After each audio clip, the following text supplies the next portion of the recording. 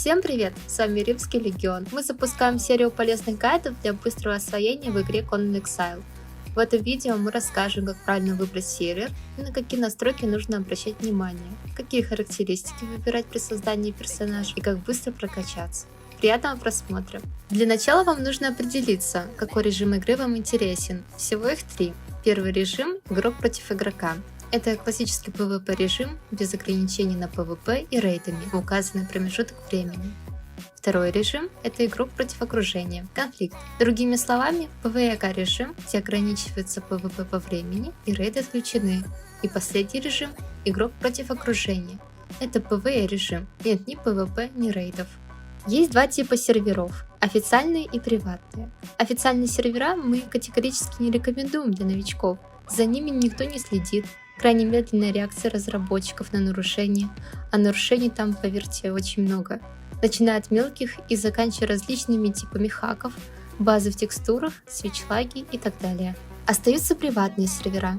Правила на них в основном сбалансированные, а за игрой постоянно сидит администрация, владельцы сервера. В нашем случае мы будем рассматривать второй вариант – приватные сервера. При выборе сервера обращаем свое внимание на регион, количество игроков, возраст, который показывает, сколько дней прошло свайпа, и пинг. К примеру, выбираем вот этот сервер. Большую часть настроек мы можем увидеть справа. Из всего списка важно – это время рейдов, то есть урон по постройкам, множитель опыта и добычи, скорость крафта и максимальный размер клана. Отмечу, что время рейда соответствует часовому поясу сервера, который можно узнать в дискорде сервера. Итак, мы выбрали сервер и подключаемся к нему. Создаем персонажа. В меню создания персонажа мы можем полностью настроить пол и внешность нашего героя. Советуем обратить внимание на ползунок роста, так как персонаж среднего роста может застревать там, где низкий персонаж спокойно сможет пройти. Религию лучше всего выбрать сета, чтобы уже с самого начала фармить противоядие, крафтить ядовитые стрелы змеи и дешевый противогаз. Оказавшись на сервере, мы видим приветственное сообщение, в котором указаны минимально основные правила и ссылка на дискорд сервера, где мы можем связаться с администраторами, прочитать полные правила игры и общаться с другими игроками. Обязательно вступайте.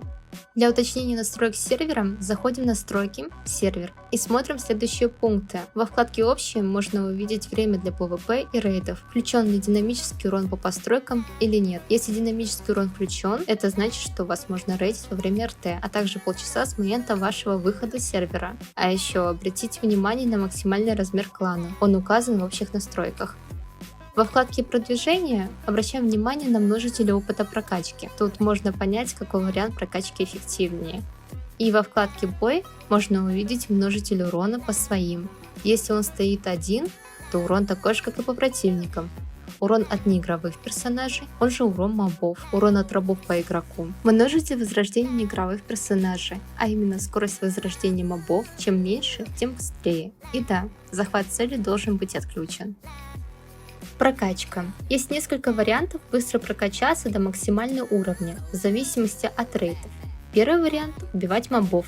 Мы рекомендуем качаться в джунглях на человекоподобных обезьянах.